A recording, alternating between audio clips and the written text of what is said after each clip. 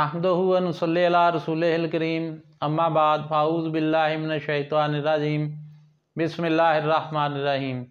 अस्सलामु अलैकुम व रहमतुल्लाहि व बरकातुहू। मैं हूँ आपका दोस्त हकीम सादत अली राहत और आप देख रहे हैं मेरा यूट्यूब चैनल राहत सिंपल ऑर्गेनोपैथिक मेडिकल साइंस पाकिस्तान। दोस्तों, चैनल को लाइक और सब्सक्राइब करें ताकि आपको मज़ीद अच्छी और मालूमाती वीडियोस वक्त के साथ साथ मिलती रहें। तो आज हमारा टॉपिक है कैफियत का इत्तदाल, सेहत और कैफियत का अफरात व तफरीत बीमारी। तो फिर बीमारी का इलाज कैसे करेंगे, हम आज बीमारी के इलाज के बारे में बात करते हैं।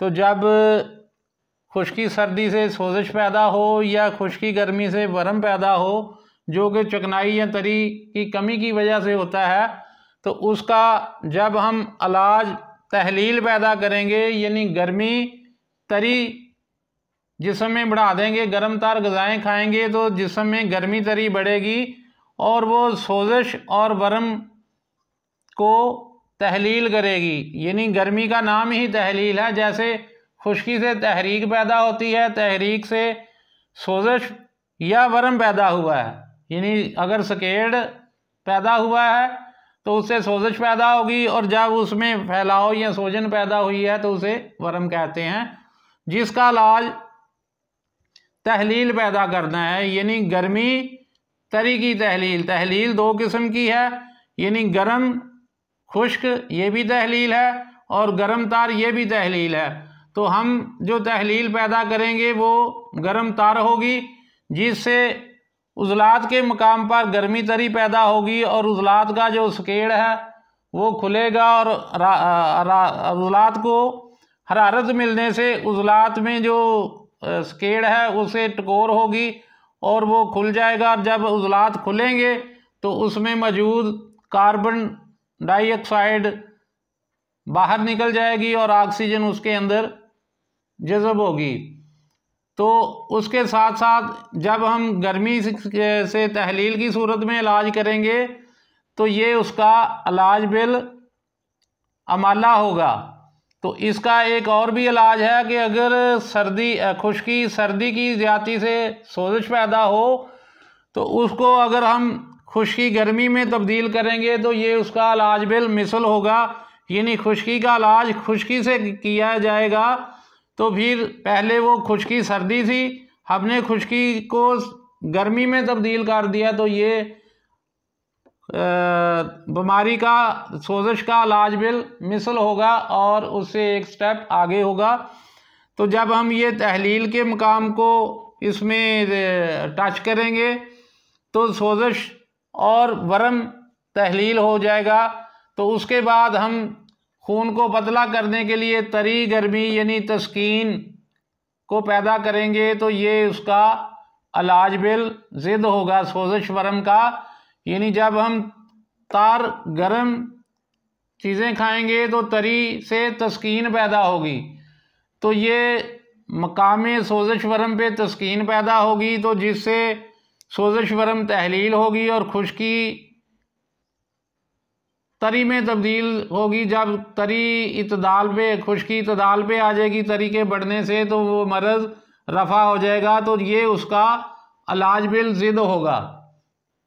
इसके साथ जब खुश्की की ज़्यादती से बेचैनी, जो कि बेचैनी की शिद्दत जो दर्द कहलाती है, तो उस दर्द को या बेचैनी को फौरी तौर पर ख़त्म करने के लिए जब हम सर्दी से इलाज करेंगे, यानी सर्दी तरी से या सर्दी खुश्की से, तो सर्दी से तखदीर पैदा होती है। यानी जब हम मुखदरात मुसक्कनात से उस बीमारी का इलाज करेंगे तो ये उस दर्द और बेचैनी को वक्ती तौर पर सुकून देगी। जब मर्ज़ में इत्तदाल पैदा हो जाए और दर्द वगैरह में सुकून पैदा हो जाए तो उसके बाद फिर उसका सोजिश वरम का इलाज बिल अमाला होगा और इसे हम इलाज बिल ज़िद तक लेके जाएंगे, तो फिर जाकर ये सोजिश और वरम का मर्ज़ ख़त्म होगा। तो दोस्तों, खुश्की से तहरीक पैदा होती है, वो भी दिल ही में पैदा होती है, यानी खून में खुश्की बढ़ने से दिल में तहरीक पैदा होती है। इसी तरह गर्मी से तहलील पैदा होती है, जब हम गर्म चीज़ें खाएंगे तो दिल ही में गर्मी से तहलील पैदा होगी। इसी तरह जब हम तर मिजाज की ग़िज़ाएँ या दवाएं खाएंगे तो दिल उज़लात में और खून में तस्कीन पैदा होगी। इसी तरह जब हम सर्द मिजाज की अग़ज़िया वादविया इस्तेमाल करेंगे तो सर्दी से चूँकि तकदीर पैदा होती है तो वो भी दिल ही में पैदा होगी। ये तमाम कैफियत के तमाम अफ़ाल, खुश्की, गर्मी, तरी और सर्दी, ये दिल से मुतल्लक़ हैं, दिल ही में पैदा होते हैं। इन्हीं में से जो कुछ भी होगा तो हम उसके मुताबिक दिल में तहरीक, तहलील या तस्कीन का बताएंगे और दिल ही ने हमें बताना है और दिल ही बीमार होता है। जैसा कि अल्लाह ताला की ज़ात फरमाती है सूरह बकरा आयत 10 में, फ़ी क़ुलूबिहिम मरज़ुन फ़ज़ादहुमुल्लाहु मरज़ा, यानी इनके दिलों में बीमारी है तो दिल में जो चीज़ भी आ जाएगी, बीमारी आ जाएगी तो वो दौराने खून के ज़रिए तमाम जिस्म के अज़ा में फैल जाएगी और दिल में बीमारी यानी उनके दिलों की बीमारी बढ़ जाएगी। तो नबी सल्लल्लाहु अलैहि वसल्लम का भी यही फरमान है कि इंसानी जिस्म में गोश्त का एक लोथड़ा है, जब वो तंदुरुस्त होता है तो तमाम जिस्म तंदुरुस्त होता है और जब वो बिगड़ता है तो तमाम जिस्म बिगड़ जाता है। जान लो वो इंसान का दिल है।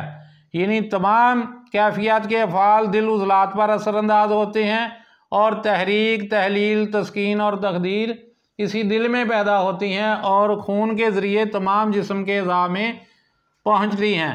यानी जो कुछ दिल में होगा वही कुछ तमाम जिस्म के अज़ा में होगा। तो इस तरह हम इलाज के चारों तरीक़ों से इस्तिफ़ादा करते हुए कानून अरबा तिब्ब मुफ़रज़ा की मदद से अमराज को दूर करेंगे। तो दोस्तों मिलते हैं अगली वीडियो में, तब तक के लिए अल्लाह हाफिज़।